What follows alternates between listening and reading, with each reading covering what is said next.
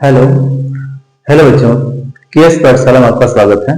आइए आज हम लोग क्लास 10 का साइंस में विद्युत टॉपिक से कुछ क्वेश्चंस और इसके डिफिनीशन हम लोग इसको समझते हैं।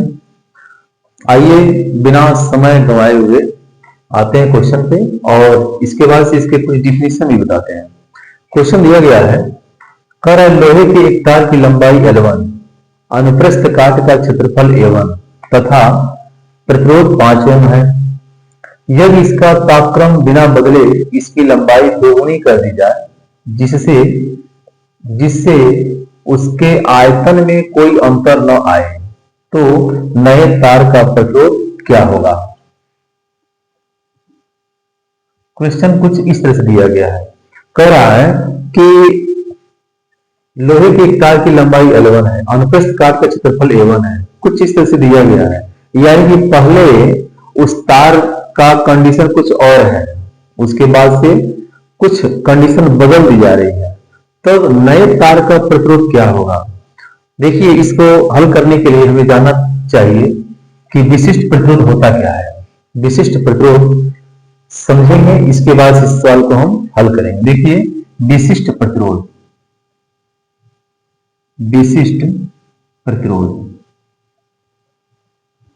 ये क्या होता है।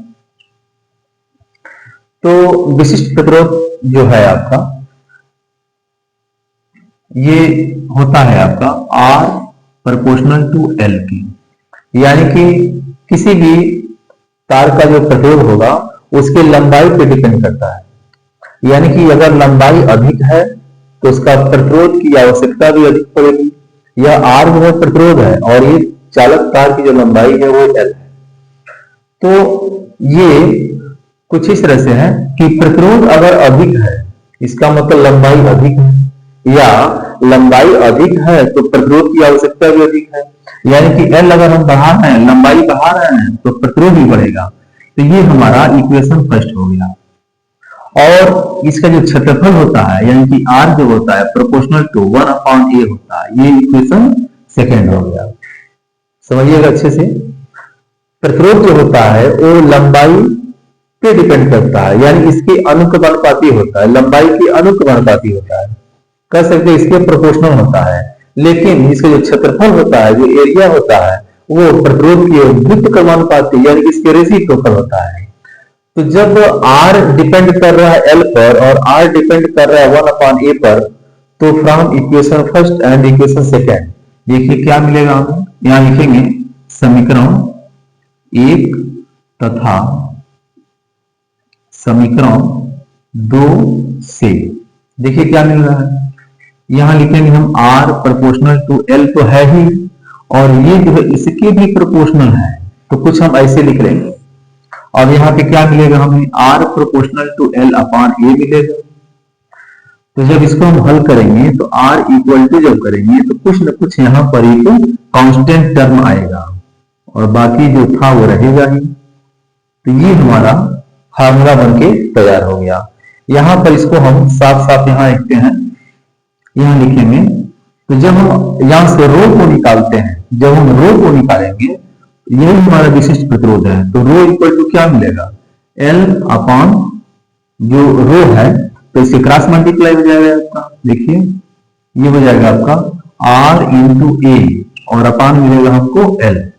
इस तरह से हमारा यही विशिष्ट प्रतिरोध जो है हमें मिला। इसको कहते हैं रो, ये रो का साइन है, यह जिसे अल्फा बीटा गामा होता है इसे यह रो का साइन है। ठीक है, इस तरह से हम विशिष्ट प्रतिरोध हमें मालूम हो गया। आइए अब इस सवाल को हल करते हैं। अब ये सवाल आसानी से हल हो जाएगा। इसको मिटाते हैं। देखिए क्वेश्चन कर रहा है कि लोहे की तार की लंबाई, यानी कि यहां पर R equal to rho into L/A, ये हमारा फार्मूला हो गया। तो पहले वाले कंडीशन में यानी कि R1 की जगह पे क्या है, तो यहाँ पे कौन है कि 5 ओम है, तो लिखेंगे 5 इक्वल टू रो, और L1 की जगह पे क्या है, तो बस L1 की जगह पे L1 ही है, और क्षेत्रफल A1 की जगह पे क्या है, तो A1 की जगह पर A1 ही है। अगली बार कह रहा है, तो ये इक्वेशन हमारा फर्स्ट हो गया। अगली बार क्या कह रहा है, अब देखिए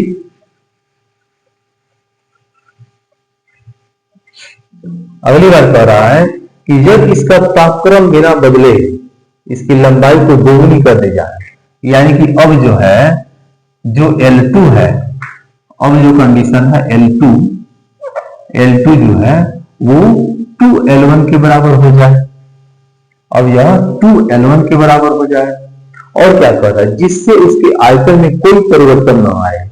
इसका मतलब होगा कि जो V1 है वो V2 के बराबर होगा, इसका कोई परिवर्तन हुआ ही नहीं है, जो आयतन है वो बराबर है, V1 बराबर V2 के है।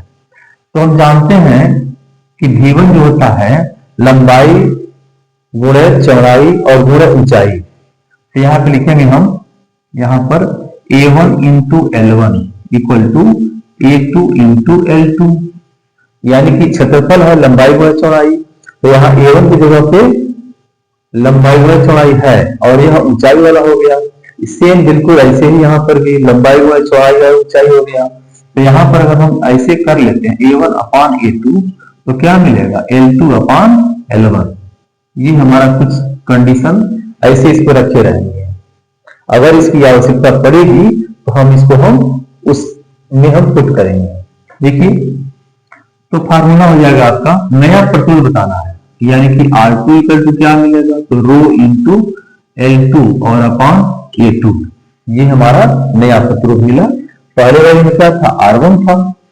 ठीक है, अब हम ये देख रहे हैं, यहां लिखेंगे हम R2 इक्वल टू रो, तो ऐसे ही रहेगा और L2 की जगह पर यह दे दिया गया है तो लिखेंगे 2L1 और A2 जैसे है वैसे ही है। ये समीकरण हो गया हमारा 2। तो लिखेंगे समीकरण 1 व 2 से, तो देखिए यहां क्या करेंगे यहां पर हम कर सकते हैं, भाग देते हैं समीकरण 1 में समीकरण 2 से भाग दे दीजिए, या समीकरण 2 में समीकरण 1 से भाग दे दीजिए। तो लिख देंगे हम 5 बटे R2 equal to rho into L1 upon A1 और बटे ये हो जाएगा रो इंटू 2L1 और अपॉन A2। अब क्या मिलेगा, यहां मिल जाएगा, ये हो जाएगा आपका 5 बटे R2 बराबर 5 बटे R2 बराबर क्या मिलेगा, ये हो जाएगा रो इंटू L1 इंटू ये हो जाएगा A2, फिर से rho into 2L1 into A1। यहां देखिए इससे कट गया, इससे ये कट गया, तो मिलेगा 5 बटे R2 बराबर मिला हमें 1 upon 2 into A2 upon A1। और यहां देखिए A2 अपॉन A1 जब करेंगे कुछ ऐसा लिखेंगे, यहां पर हम A2 अपॉन A1 करते हैं तो L1 अपॉन L2 दिख रहा है, तो यहां लिख देंगे हम 5 अपॉन R2 बराबर ये हो जाएगा आपका A2 अपॉन A1, यानी कि 1 upon 2 into L1 upon L2। तो ये मिला, यानी कि लिख सकते हैं हम 5 upon R2 equal to 1 upon 2 into L1 upon 2L1, क्योंकि L2 की वैल्यू हमको मिली है 2L1, ये कुछ कटने वाला दिख रहा है। तो 5 बटे R2 बराबर 1 अपॉन 4, तो R2 क्या मिलेगा, R2 बराबर 5 को 20 ओम, यानी कि यही हमसे पूछा जा रहा था, R2 की वैल्यू हमें मिल गया। इस तरह से आशा करते हैं ये क्वेश्चन समझ में आया होगा। बाकी इसके डिफिनेशन पे हम आते हैं।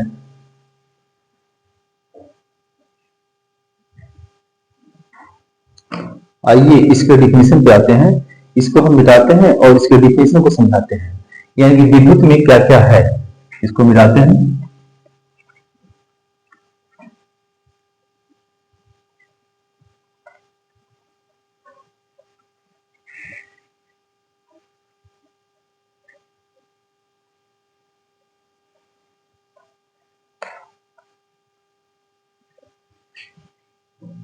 आइए विद्युत टॉपिक समझने के पहले हमने एक क्वेश्चन बताया था, और ऐसे छात्र जिनको विद्युत टॉपिक नहीं समझ आता हो उनको हम एक एक करके इसके सारे डिफिनेशन समझाते हैं, ताकि आपके बोर्ड के एग्जाम में या आगे जो भी कंपटीशन है इसमें आपको आसानी हो जाए। देखिए, सबसे पहले बताते हैं कि आवेश क्या होता है। यहां हम सबसे पहले बताएंगे कि आवेश क्या होता है, आवेश। इसके बाद से हम बताएंगे कि धारा क्या होता है।